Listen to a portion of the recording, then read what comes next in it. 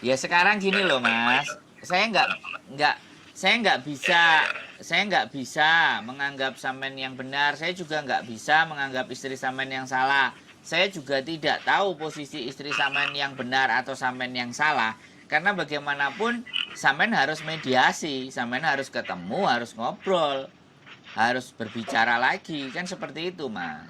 Jadi, Iya makanya, iya betul. Cuman komunikasinya saya diputus semua, sama loh, dia itu diputusin semua. ya sudah. WA-nya, Facebooknya diblokir semua. Nah, makanya ya sampean cari, sampean datengin di Hong Kong.